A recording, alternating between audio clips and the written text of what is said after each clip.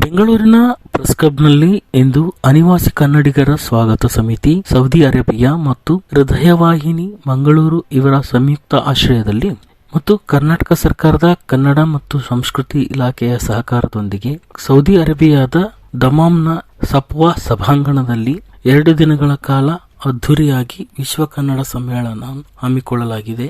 ಈ ಕುರಿತು ಇಂದು ಸುದ್ದಿಗೋಷ್ಠಿಯನ್ನು ನಡೆಸಲಾಯಿತು. ಈ ಸುದ್ದಿಗೋಷ್ಠಿಯಲ್ಲಿ ಸಮ್ಮೇಳನದಲ್ಲಿ ಸಾಹಿತ್ಯಕ್ಕೆ ಸಂಬಂಧಪಟ್ಟಂತೆ ಕವಿಗೋಷ್ಠಿ, ಹಾಸ್ಯಗೋಷ್ಠಿ, ಮಾಧ್ಯಮಗೋಷ್ಠಿ ಹಾಗೂ ಅನಿವಾಸಿ ಕನ್ನಡಿಗರ ಗೋಷ್ಠಿಗಳು ಜರುಗಲಿವೆ. ಸಾಂಸ್ಕೃತಿಕ ಕಾರ್ಯಕ್ರಮದ ಅಂಗವಾಗಿ ಭರತನಾಟ್ಯ, ಜಾನಪದ ನೃತ್ಯ ರೂಪಕ ಫೌಂಡೇಶನ್ ವತಿಯಿಂದ ಬಹರೇನ್, ಸೌದಿ ಅರೇಬಿಯಾ ಘಟಕದ ಕಲಾವಿದರಿಂದ ಯಕ್ಷಗಾನ, ಮಂಗಳೂರಿನ ಬ್ಯಾಂಜೋ ಜಾನಪದ ಕಲಾವಿದರಿಂದ ಕಾರ್ಯಕ್ರಮ ಮತ್ತು ಸಂಸ್ಕೃತಿಗಳು, ಜನಪದ ಸಂಭ್ರಮ ಮುಂತಾದ ಕಲೆಗಳು ಪ್ರದರ್ಶನಗೊಳ್ಳುವವು. ಕರ್ನಾಟಕದ ಕಲೆ ಮತ್ತು ವಿದೇಶಿ ನೆಲವಾದ ದಮಾಮ್ನಲ್ಲಿ ಪ್ರತಿಬಿಂಬಿಸಲಿವೆ. ಈಗಾಗಲೇ ವಿಶ್ವದೆಲ್ಲೆಡೆ 16 ಸಮ್ಮೇಳನಗಳು ಅದ್ದೂರಿಯಾಗಿ ನಡೆದಿದ್ದು, ಇದು 17ನೇ ಸಮ್ಮೇಳನವಾಗಿದ್ದು ಸೌದಿ ಅರೇಬಿಯಾದ ದಮಾಮ್ನಲ್ಲಿ ಅದ್ದೂರಿಯಾಗಿ ಹಮ್ಮಿಕೊಂಡಿದ್ದು, ಸಮ್ಮೇಳನ ನಡೆಯಲಿರುವ ಸಭಾಂಗಣದ ಹೊರವಲಯದಲ್ಲಿ ವಸ್ತು ಪ್ರದರ್ಶನ ಏರ್ಪಡಿಸಲಾಗುವುದು. ಸೌದಿ ಅರೇಬಿಯಾದಲ್ಲಿ 40,000ಕ್ಕೂ ಹೆಚ್ಚು ಕನ್ನಡಿಗರಿದ್ದಾರೆ. ಹೆಚ್ಚಿನ ಸಂಖ್ಯೆಯಲ್ಲಿ ಕನ್ನಡಿಗರು ಈ ಸಮ್ಮೇಳನದಲ್ಲಿ ಭಾಗವಹಿಸುವಂತೆ ಪ್ರಚಾರ ನೀಡಲಾಗುವುದು ಮತ್ತು ಗಲ್ಫ್ ರಾಷ್ಟ್ರಗಳಾದ Bahrain, Abu Dhabi, Kuwait, Qatar, Sharjah, ದುಬೈಯಲ್ಲಿ ನೆಲೆಸಿರುವ ಕನ್ನಡಿಗರು ಸಮ್ಮೇಳನದಲ್ಲಿ ಪಾಲ್ಗೊಳ್ಳುವಂತೆ ಆಮಂತ್ರಿಸಲಾಗುವುದೆಂದು ಇದೇ ಸಂದರ್ಭದಲ್ಲಿ ತಿಳಿಸಲಾಯಿತು. ಮತ್ತು ಈ ಸಮ್ಮೇಳನವನ್ನು ಜನವರಿ 18ರಂದು ಮಧ್ಯಾಹ್ನ ಕರ್ನಾಟಕದ ಮುಖ್ಯಮಂತ್ರಿಗಳ ಸನ್ಮಾನ್ಯ ಸಿದ್ದರಾಮಯ್ಯ ಅವರು ಉದ್ಘಾಟನೆ ಮಾಡಲು ಆಮಂತ್ರಿಸಲಾಗಿದೆ. 2 ದಿನಗಳ ಸಮ್ಮೇಳನದಲ್ಲಿ ಗಣ್ಯರನ್ನಾಗಿ ವಿಧಾನಸಭಾ ಸಭಾಧ್ಯಕ್ಷರಾದ ಯುಟಿ ಖಾದರ್, ಕನ್ನಡ ಮತ್ತು ಸಂಸ್ಕೃತಿ ಇಲಾಖೆ ಸಚಿವರಾದ ಶಿವರಾಜ್ ತಂಗಡಗಿ ಸೇರಿದಂತೆ ಹಲವು ಗಣ್ಯರು ಪಾಲ್ಗೊಳ್ಳಲಿದ್ದು, ಈ ಸಮ್ಮೇಳನವನ್ನ ಅದ್ದೂರಿಯಾಗಿ ಆಚರಿಸಲಾಗುವುದು ಎಂದು ಅಧ್ಯಕ್ಷರಾದ ಸತೀಶ್ ಬಿಜಾಲ್ ಸೇರಿದಂತೆ ಎಲ್ಲ ಪದಾಧಿಕಾರಿಗಳು ಇದೇ ಸಂದರ್ಭದಲ್ಲಿ ಮಾಧ್ಯಮದೊಂದಿಗೆ ಮಾತನಾಡುತ್ತಾ ಹೇಳಿದರು. ನನ್ನ ಹೆಸರು ಬಜ್ಪೆ ಜಕ್ಕರಿ ಅಂತ, ಅಲ್ಮುಜೈನ್ ಕಂಪನಿಯ ಓನರ್ ಆಗಿದ್ದೇನೆ. ಅಲ್ಲಿ ಸೌದಿ ಅರೇಬಿಯಾದಲ್ಲಿ ಈಸ್ಟರ್ನ್ ಪ್ರಾವಿನ್ಸ್ನಲ್ಲಿ ಒಂದು 6,000 ಜನ ನಮ್ಮ ಕೆಲಸದಲ್ಲಿದ್ದಾರೆ. ಅದರಲ್ಲಿ ನಮ್ಮ ಸ್ಪೆಷಲಿ ಕರ್ನಾಟಕದವರು ಮೆಜಾರಿಟಿಯಲ್ಲಿ ಕೆಲಸ ಮಾಡ್ತಾ ಇದ್ದಾರೆ. ನಮ್ಮ ಉದ್ದೇಶ ನಮ್ಮ ರಾಜ್ಯದ ಜನರಿಗೆ ಕೆಲಸ ಕೊಡೋ ಒಂದು ಪ್ರಯತ್ನ ಪಡ್ತಾ ಇದ್ದೇವೆ.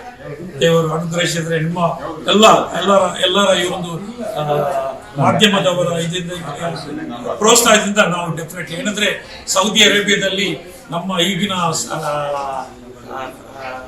ಯುವರಾಜರು ಎಲ್ಲದಕ್ಕೂ ನಮಗೆ ಬೇಕಾಗುವ ಇದು ಕೊಡ್ತಾ ಇದ್ದಾರೆ, ಪ್ರೋತ್ಸಾಹ ಕೊಡ್ತಾ ಇದ್ದಾರೆ. ಎಲ್ಲ ರಾಜ್ಯಗಳಿಗೂ ಎಲ್ಲ ರಾಷ್ಟ್ರಗಳಿಗೂ ಬಂದು ಓಪನ್ ಮಾಡ್ತಾ ಇದ್ದಾರೆ. ಅದ ಕಾರಣಕ್ಕಾಗಿ ಅವರಿಗೂ ನೀವು ಅಂದ್ರೆ ಸೌದಿ ಅರೇಬಿಯಾ ಅಂದ್ರೆ ಒಂದು ಐಶ್ವರ್ಯವಿದ್ದಂತ ರಾಷ್ಟ್ರ. ನಮ್ಗೆ ಎಲ್ರಿಗೂ ಕೆಲಸ ಸಿಗುವ ಹಾಗೆ ಪ್ರಯತ್ನ ಪಡ್ತಾ ಇದ್ದಾರೆ. ಎಲ್ಲರೂ ನಮ್ಮ 17ನೇ ವಿಶ್ವ ಸಾಂಸ್ಕೃತಿಕ ಕನ್ನಡ ಸಮ್ಮೇಳನಕ್ಕೆ ನಮ್ಮ ಸೌದಿ ಅರೇಬಿಯಾದಲ್ಲಿರುವ ಎಲ್ಲ ಕನ್ನಡಿಗರಿಗೆ ಅವರು ಬಂದು ನಮ್ಮೆಲ್ಲರ ಕಲಾಕೃತಿಯನ್ನು ನೋಡಿ ಕಲಾವಿದರಿಗೆ ಪ್ರೋತ್ಸಾಹಿಸಬೇಕಾಗಿ ಪತ್ರಕರ್ತರ ಮುಖಾಂತರ ನಾನು ವಿನಂತಿಸಿಕೊಳ್ಳುತ್ತೇನೆ. ಅವರು ಬರಬೇಕು, ಎಂಜಾಯ್ ಮಾಡಬೇಕು, ಸಂತೋಷ ಪಡಬೇಕು, ನಮ್ಮ ಕಲೆಯನ್ನು ನಮ್ಮ ನುಡಿಯನ್ನು ಅವರು ಅರಿಬೇಕು, ಬೆಳೆಸಬೇಕು. ನಮ್ಮ ಕರ್ನಾಟಕದ ರಾಜ್ಯವನ್ನು ಒಂದು ಉತ್ತಮ ರೀತಿಯ ಒಂದು ರಾಜ್ಯವಾಗಿ ಬೆಳೆಸಬೇಕಾಗಿ ನಿಮ್ಮ ಮಾಧ್ಯಮದವರ ಮುಖಾಂತರ ನಾವು ಕೇಳಿಕೊಳ್ತಾ ಇದ್ದೇವೆ. ನಾವು ಕರ್ನಾಟಕದಿಂದ 78 ಕಲಾವಿದರು ಸೌದಿ ಅರೇಬಿಯಾಕ್ಕೆ ಆಗಮಿಸ್ತಾ ಇದ್ದಾರೆ. ಅದಲ್ಲದೆ ಬಹರೇನ್ನಿಂದ ಹಾಗೂ ಸೌದಿ ಅರೇಬಿಯಾದ ಯಕ್ಷಗಾನ ತಂಡ ಅಲ್ಲಿ ಬರ್ತಾ ಇದೆ. ಅದರಲ್ಲಿ ಸೌದಿ ಅರೇಬಿಯಾದ ಕಲಾವಿದರು ಕೂಡ ಜನಪದ ಹಾಡುಗಾರರಿದ್ದಾರೆ, ಅವರು ಕೂಡ ಅವರ ಪ್ರದರ್ಶನವನ್ನು ನೀಡಲಿಕ್ಕಿದ್ದಾರೆ. ಅದಲ್ಲದೆ ಕತಾರ್, ಅಬುಧಾಬಿ ಮತ್ತು ಮಸ್ಕತ್ನಿಂದ ಕೂಡ ಸಾಹಿತಿಗಳು ಮತ್ತು ಕಲಾವಿದರು ಕೂಡ ಅವರು ಕೂಡ ಅವರ ತಂಡದಿಂದ ತಮ್ಮ ಪ್ರದರ್ಶನವನ್ನು ನೀಡ್ತಾ ಇದ್ದಾರೆ. 100 ಜನ. ಯಾವುದಾದ್ರೂ ಕಲಾತಂಡ ಇವಾಗ ನಿಮ್ಮ ಸಂಸ್ಥೆಯಿಂದ ಇದಕ್ಕೆ ಬರಬೇಕು, ನಾವು ಪಾರ್ಟಿಸಿಪೇಟ್ ಮಾಡಬೇಕು ಅಂದರೆ ನಿಮ್ಮನ್ನ ಕಾಂಟ್ಯಾಕ್ಟ್ ಮಾಡ್ಬೋದು? ಆ್ಯಕ್ಚುಲಿ ಈಗ ಮಾಡ್ಬೋದು. ಈಗ ಅಂದರೆ ನಾವು ನಮ್ಮ ಭಾರತ ದೇಶದ ಯಾವುದೇ ಮೂಲೆಯಲ್ಲಿ ಮಾಡೋದಾದರೆ ಸಾಧ್ಯತೆ ಇದೆ. ಸೌದಿ ಅರೇಬಿಯಾ ಅಂತ ಇವಾಗ ಇದು ಬಹರೇನ್ ಅಥವಾ ದುಬೈ ದೇಶದ ಹಾಗೆ ಅಲ್ಲ. ಯಾಕಂದರೆ ಇದಕ್ಕೊಂದು ವೀಸಾ ಪ್ರೋಸೆಸ್ ತುಂಬ ಡಿಫಿಕಲ್ಟ್ ಇದೆ. ಇದಕ್ಕೆ ಕೆಲವೊಂದು ನಿಯಮಾವಳಿಗಳೆಲ್ಲ ಇದೆ. ಈಗಾಗಲೇ ಅವರು ನಮ್ಮ ಜನಪದ ತಂಡದವರು ತಿಳಿಸಿದ್ದಾರೆ. ಯಾಕೆಂದರೆ ಕೆಲವರ ಹತ್ರ ಪಾಸ್ಪೋರ್ಟ್ ಇರುವುದಿಲ್ಲ. ಪಾಸ್ಪೋರ್ಟ್ ಇರುವಾಗ ನಾವು ಕಲಾವಿದರಿಗೆ ನಾವು ನಮ್ಮ ಇದರಿಂದ ಸಮಿತಿಯಿಂದ ವೀಸಾ ಇಶ್ಯೂ ಮಾಡಿದೆ. ಇಲ್ಲದಿದ್ದರೆ ನಾವು ಟೂರಿಸ್ಟ್ ವೀಸಾ ಕಳಿಸಬೇಕಾದ್ರೆ ಅದಕ್ಕೆ ಅವರ ಹತ್ರ ಕೆಲವೊಂದು ನಿಯಮ ಇದೆ. ಬ್ಯಾಂಕ್ ಬ್ಯಾಲೆನ್ಸ್ ಇರಬೇಕು ಅವರದ್ದು. ಅದು ಈ ಹಳ್ಳಿಯಿಂದ ನಮ್ಮ ಕೆಲವೊಂದು ಬರುವವರ ಹತ್ರ ಇರುವುದಿಲ್ಲ. ಈಗ ಸಮಯದ ಅಭಾವವಿದೆ. ಇನ್ನು ಕೇವಲ ಸೆಲೆಕ್ಟ್ ಆಗಿದೆ 76 ಕಲಾವಿದರ ವೀಸಾ ಪ್ರೊಸೆಸ್ಸಲ್ಲಿದೆ. ಆಲ್ರೆಡಿ VFS ಅಲ್ಲಿ ನಾವು ವೀಸಾ ಸಬ್ಮಿಷನ್ ಅಪ್ಲಿಕೇಶನ್ ಸಬ್ಮಿಷನ್ ಆಗಿದೆ. ಈಗ ಆಲ್ರೆಡಿ ಸ್ಟ್ಯಾಂಪಿಂಗಿಗೆ ಸೌದಿ ಕೌನ್ಸುಲೇಟ್ನಲ್ಲಿ ಇದೆ.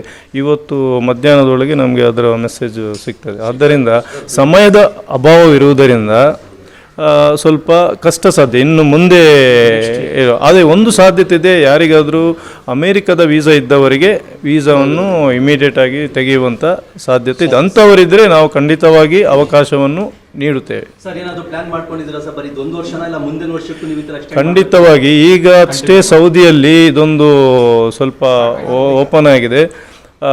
ಈಗ ನಮ್ಮ ಮುಖ್ಯ ಉದ್ದೇಶ, ಯಾಕೆಂದರೆ ಸೌದಿ ಅರೇಬಿಯಾದಲ್ಲಿ ಅದೆಷ್ಟು ಕುಟುಂಬಗಳು, ಅದೆಷ್ಟು ಮಕ್ಕಳು ಅಲ್ಲೇ ಜನಿಸಿದ್ದಾರೆ. ಅವರಿಗೆ ನಮ್ಮ ಕನ್ನಡದ ನಡೆ ನುಡಿ ಸಂಸ್ಕೃತಿಯ ಬಗ್ಗೆ ಗಂಧಗಾಳಿ ಕೂಡ ಇಲ್ಲ.